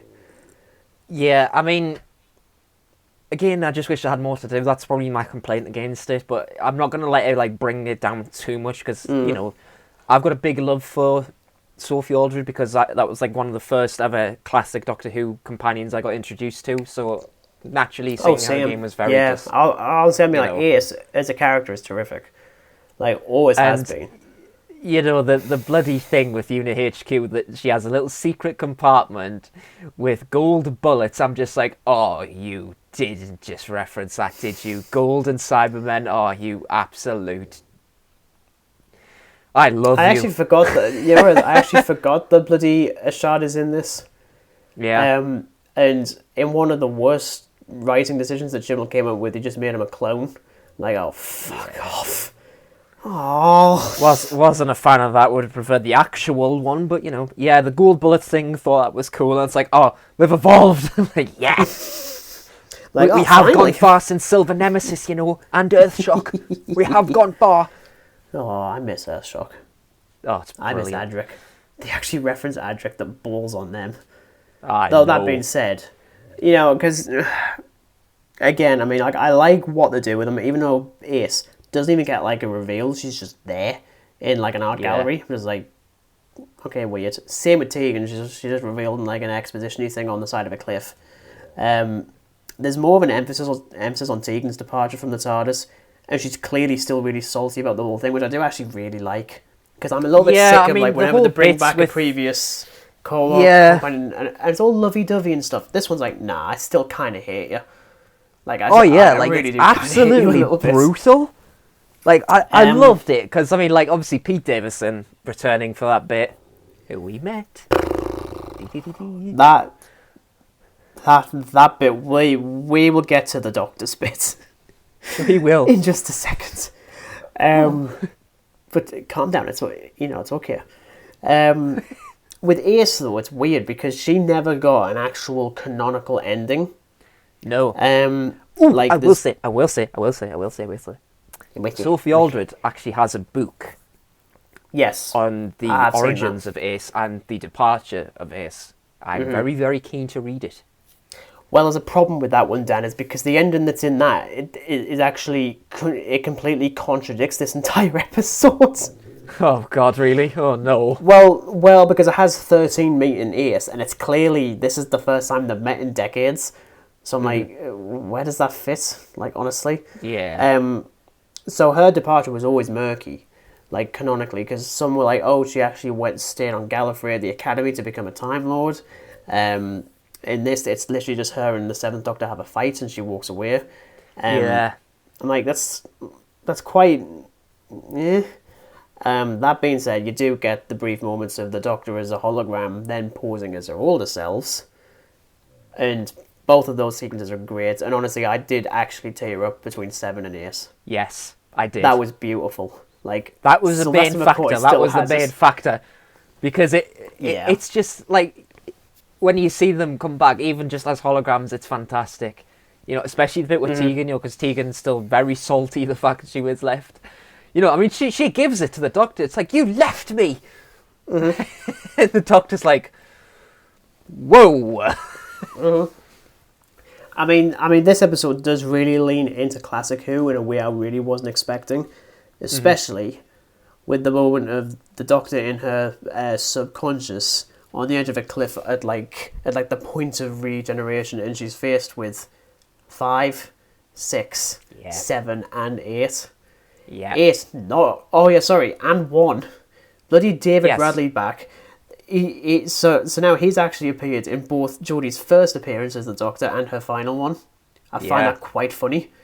You have 8 not rocking the robes, because heaven forbid he wear robes. Oh no, has to be different. Has to stand out. But yeah, but they actually have like the older actors back, and there's no like CGI or anything. It's just them. Because why not? I mean, like, I really appreciate that. I'm glad they didn't like do any de-aging or anything like that. I'm just happy it's just them as they are now. Like, that's actually quite good. And I like the only issue I've got with that entire thing though is that 13 would already know what that plane is, because she's not the first incarnation of the Doctor. Like, she'd know that bit exists, even if there's a weird pylon from Earth. Kind of questioning that, but whatever. But I like that. You know, that was a nice bit of fan service, even if it is literally just fan service. And so the end of all this, just all like, okay, how are we going to get the Doctor back? How are we going to defeat the Master? How are we going to blow up the Daleks? Oh yeah, we're going to have Graham back in a volcano. And he's not dressed for walking around in a volcano. He's dressed in like 3 or 4 layers. Yeah. No, Bradley Walsh. You're on another green screen set again. We told you were in a volcano. I'm in Morrison's. No, a volcano. Not no. Not the Arctic. A volcano. So, yeah, the end kind of comes out of nowhere, with no reveal of what the plan actually is. Vinder, randomly in this episode, his only job is to shoot the Master Doctor.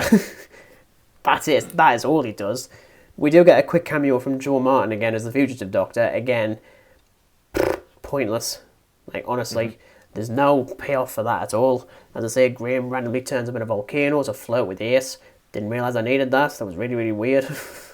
And then they go blow up Daleks, because, you know, it just had to happen. Ace has the jacket, she has the baseball bat, and she has the goddamn Nitro 9. No, the Nitro 999 is called now. Oh yes, new and improved recipe. I mean, is it though? It's exactly the same. Well, I mean, it's more explosive, clearly. Yeah, I do, and you know, the whole thing ends in like 2 minutes. You know, it's cool to see 13 in the Master Doctor outfit though. That does actually really suit her. And then the Master shoots the Doctor with the weird tentacle monster thing that's powering the planet that's going to convert all of humanity, even though all of humanity is going to be gone because the volcanoes killed them all. Which came first, the volcano or the Cybermen? I don't know which one it is. I'm also trying to question, what year is that actually supposed to be set in? Is it supposed to be still set in 1916 or 2022? I don't know which one it is. Yeah, it's pretty unclear. I mean, I'm assuming it's like 2022. I mean, I don't know. I really don't know. I'm puzzled by it. Maybe we'll ask Sophie Aldred when we go to Comic-Con, and maybe she might know. Oh yeah, that's a good point, because we are going to be going to another Comic-Con in February, and I mean, you know for certain we are going to be doing a special episode on that one, complete with video, probably. We'll see. Yeah, it's cool to see that. But then the Martha shoots the Doctor, and then she's surprised that she starts regenerating. Mm. I do quite like the scene with 13 and Yaz on top of the TARDIS just eating ice cream. That's quite cute. And I do quite like the speech that she gives at that point, which is like, I'm just happy that I was me, because no one else could do that. No one else could be us. Like, that's all right. Yeah, it does get into like a heartfelty bit, even if it isn't like, the most like emotional thing ever. But I thought it was pretty good, like, I'll tell you one bit I love. Actually, two bits I love. The first one, this is one that has split the fandom right down the middle. And that is the companion support group, where we see Yaz, Dan, Graham, Ace and Tegan, as well as Joe Grant, Mel Bush, and one fucking absolute idiot himself, Ian Chesterton. Where they're going to share the stories. actor Ian Chesterton, he's in his 90s. He actually has now set a Guinness World Record for the longest time spent between appearances as the same character in anything. That covers film, TV, everything. It's 57 years. Jeez. Like, Jesus. Some people hate this. Like, they really hate the thing. Like, it's really, really stupid. I personally think it's the best idea that Chibnall ever came up with. I think because, no offence, yeah, because we never get any closure to it, or at least like an epilogue to a companion once they've left. When you think about it, they've done all this. Look at Sarah Jane, prime example. Well, to be honest, she's left. There is one empty chair there in that scene, and people have theorised that it's for Sarah Jane. And I was like, I like that, but also she's dead in universe at this point. Like, I listened to Farewell Sarah Jane and I cried like a baby. Don't make me do that again. I love that as an idea, but not just this whole thing of like we now get to see more of this. I want there to be more of this. Like, this is now, especially with Disney Plus having international rights to Doctor Who now, and Russell T Davies being like, I want to do a lot of spin-offs. Like, why in the universe? Do this. Just have like a little series, a mixture of live action and animation. The live action stuff is in the support group, where we focus on one of the previous companions. It could be classic or revived or whatever, and they recount a particular story that we never saw.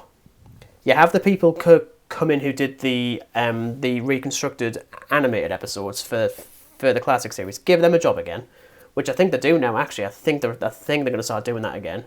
Bit of a tangent, but my dad got the William Hartnell box set thing for Christmas, and obviously that's been like redone with the lost parts of the episode that are animated. So there's definitely that would be great if something like that would happen.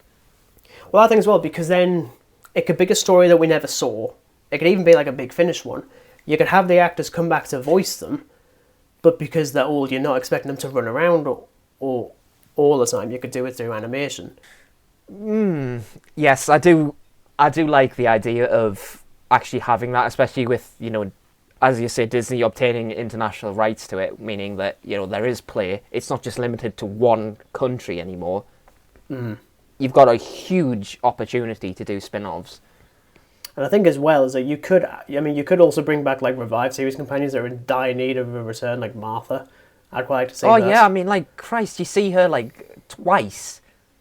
Like, that's it. Like, once she gets cloned, the other time it's just like in passing. But then of course after this, we get the actual regeneration. I love it. I think visually, I think it's the best we've ever seen. I think the music, the VFX, all of it's spot on. Also, good on the Doctor for not blowing up the TARDIS again and opting to stand outside. I know. Very good idea. I'm sick of blowing up the box, honestly. It's every time there's a regeneration inside the TARDIS, everything just goes to hell. Quite literally. So, good on you for regenerating outside. I'm a bit mixed on the final lines. They do kind of make this incarnation sound very temporary. Just like, tag your it. Although, funnily enough, when they released the script for this, the lines are different. That whole bit, like, it's a bit sad. I want to know what happens next. right, then Doctor whoever I'm about to be, tag your it, whatever. Well, the whole tag your it bit is there, but then it actually cuts to, it's a bit sad, I want to know what happens next. I bet it's going to be brilliant. Yeah. Nice little callback to her very first lines in Twice Upon a Time. That, I think, would have been better. But regardless, I think it still really works. And just visually, it's amazing. And I think at that point, we were all like, okay, who's it actually going to be? Because for once, we don't actually know. It's either going to be Ncuti Gatwa or it's going to be David fucking Tennant. Or rather, David Tennant. Because he's 14. But no, it's revealed. Again, it's probably surprising no one that it's David Tennant as the 14th Doctor. Officially, he's the 14th Doctor. Also regenerating his clothes, which is a bit of a controversy after some Russell T Davies comments. I think he said something along the lines of, I never wanted David to be wearing 13's clothes because people would just make jokes about it. And I was like, no, I don't like that. Like, yes, people would make those comments, but just fight against it. You're bloody Russell T Davies. You're like, you would absolutely fight against that. That's just a big KB, to be honest. But yeah, it does the whole thing of like, what? Because of course it does. But I'm not going to lie. It's like the first time in a very long time I'm like, you know what? I'm excited for the show again. Yeah. Like, really excited. I don't know about you. Although I feel like it's exactly the same. Definitely. I mean, like, you know, the whole nostalgia bomb already hit me in the field with Ace. Like, you know, favourite companion, Doctor Who companion of all time. Like, fact. So, like, all this stuff with, like, you know, the previous incarnations of the Doctors, it was all just building up and building up and building up. You get to David Tennant's regeneration and then the tears started. I was like... Yeah, just like, oh my god, it's 2005 again. Yes, it literally is, though. That's what it felt like. Mm-hmm. Because it was nostalgic for, like, the older Doctor Who companions and nostalgic for the fact that it just felt like it was 2005 again. Mm-hmm. But 2022. Yeah, I mean, I'm very curious to see what they do with the 3 60th anniversary specials we're getting next November. Especially seeing Bernard Cribben's final performance. Like, that alone is going to be just... I think that'll be very special. That would be very special. In terms of final thoughts, though, on not just these specials, but Series 13 as a whole, you know, Series 13 follows the trends of the entire Chibnall era. It's just a mess of ideas and stories that don't need to be, plot threads that are dangled but never taken, undercooked villains and horrid pacing.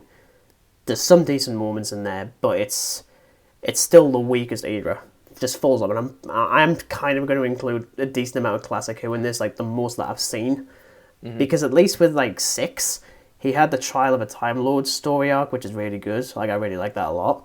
But you know, at least modern wise, it's the worst era.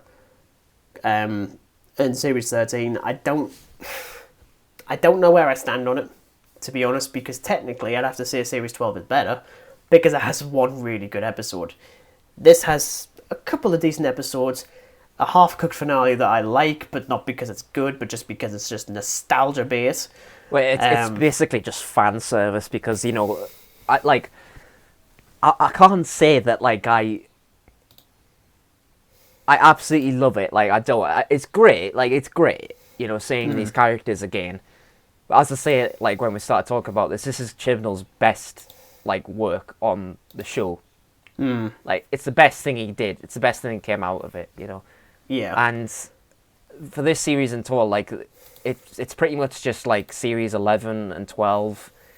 There's ideas, but they're not fully explored. They're just sort of like, you know, the Fob Watch, for instance, like, you know, you could have something with that, but you just wrap it up in such a stupid way. Like, you never ever touch it again. You just leave it on a thread. Yeah. And we're just left guessing. It's just absolutely pointless. The stuff with Yasmin, with wanting a relationship with the Doctor. If you're not going to do anything with it, why bring it to the table anyway? Yeah. So, like, there's ideas there. I mean, yeah, there is some good ideas. But unfortunately, it's never just given to an audience. Like, you know, when I first started this, and you're awfully frustrated as a long-time Doctor Who fan. You're awfully frustrated with the overall quality of a final series like this. I mean, like, the final episode, I liked. It was great. Like, yes, it does have issues, but it's the best thing Chibnall has done in all 3 eras.